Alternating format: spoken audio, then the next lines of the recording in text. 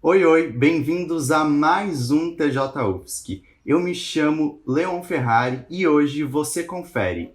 UFSC prorroga suspensão das atividades de ensino presenciais até o dia 22 de maio de 2021 e o último episódio da série sobre diversidade nas eleições. É rapidinho, logo depois da vinheta.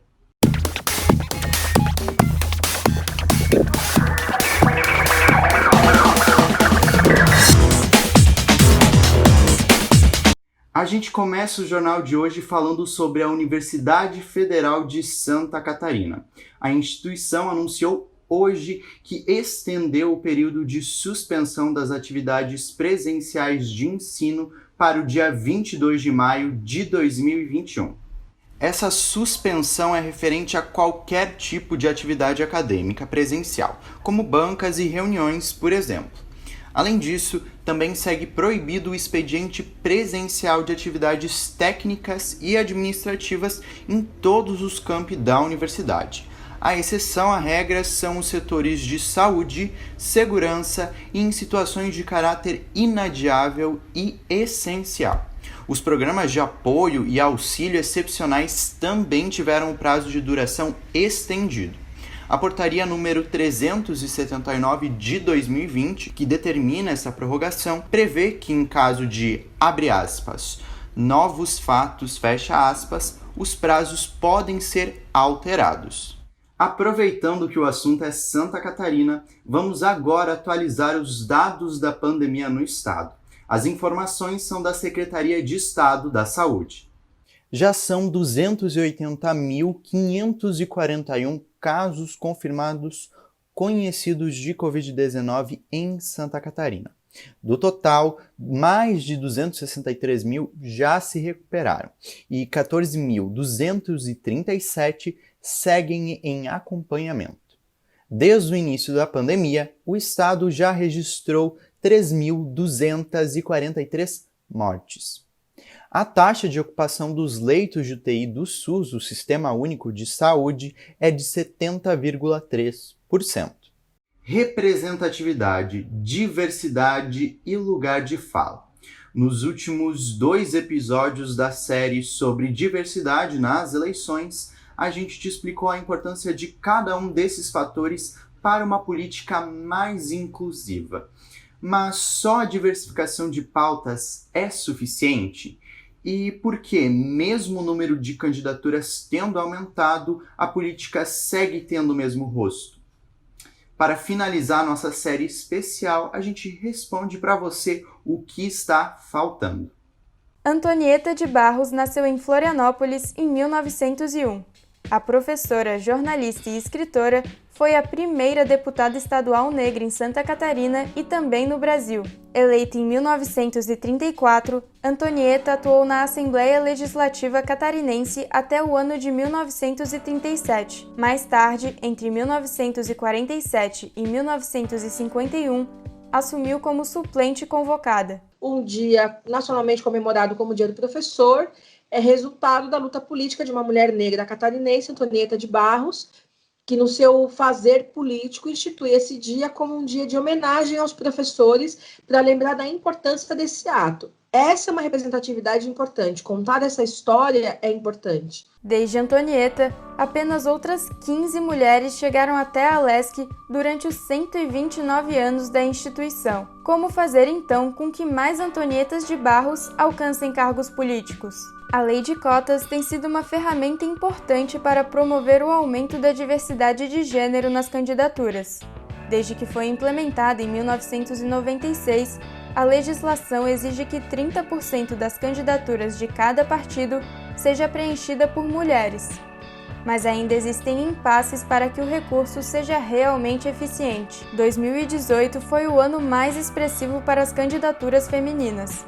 Nesse ano, a Justiça Eleitoral determinou que 30% do Fundo Especial de Financiamento de Campanha dos partidos fosse destinado para as candidatas. Mas gênero não é e nem deveria ser a única temática abordada pelas ações afirmativas. A representatividade racial também é importante. Para as eleições de 2020, foi adotada uma cota financeira para candidatos negros. A decisão determina que 30% do fundo eleitoral dos partidos seja destinado a eles. Eu acredito que o caminho não poderia ser diferente, né? Porque as cotas para as candidaturas negras, que vieram em maior número esse ano no Brasil inteiro, vieram para dar o respaldo das nossas lutas enquanto movimento negro de equiparação das desigualdades. Apesar disso, ainda não existe nenhum tipo de fiscalização da medida. Se são recursos públicos e tem uma previsão de que eles sejam destinados para uma finalidade, eles têm que ser de fato empregados. A gente também tem nos últimos anos um apontamento sobre o quanto essas candidaturas podem ser, muitas vezes, apenas candidaturas laranjas. Candidatura laranja é o termo utilizado para caracterizar as candidaturas de fachada. Ou seja, a pessoa está concorrendo, mas não tem a intenção de alcançar o cargo. Nas eleições de 2018, 37 mulheres de 22 partidos eram candidatas laranjas. Construímos conferências, construímos planos de política, mas na hora de defender e implementar as políticas lá no Congresso, nas câmaras municipais, nas assembleias legislativas, nós não temos pessoas que, de fato, defendam com seriedade essas pautas. Mais do que representatividade nas candidaturas, é preciso que a diversidade ocupe também os cargos políticos. Para isso, existem algumas alternativas. Eu acho que a gente tem que fazer uma discussão muito séria sobre a reserva de vagas no Legislativo. Acho que isso não só das candidaturas, mas das vagas destinadas ao Legislativo. Se a gente não deveria implantar um novo modelo no qual fosse previsto que a gente tenha outros corpos ocupando os lugares de poder. Acho que isso é uma discussão que a gente precisa fazer. O voto é a maneira mais expressiva de escolher quem nos representa. Pesquisar quais são as ideias e propostas de cada candidato é essencial para optar de forma consciente. É necessário que cada um faça a leitura e, de repente, não pense que está na hora de fazer uma verdadeira transformação. Dá espaço para a diversidade. Para além disso, é necessário que os candidatos eleitos cumpram as promessas de campanha. Por isso, o papel do cidadão não termina no momento da votação. É preciso fiscalizar as ações dos políticos. Quando a gente está falando de representatividade, não basta ser mulher, não basta ser mulher negra. É necessário ser mulher negra, mas alinhada a um projeto de desenvolvimento que preze o bem-estar social, o bem viver. Há no fluxo desse processo, uma série de camadas, de lugares que a população tem que atuar para acompanhar a ação desses três poderes. São instrumentos que a população, que é chamada de sociedade civil, deve acessar para acompanhar o trabalho desses sujeitos que foram eleitos para esses cargos públicos. Isso não é dito.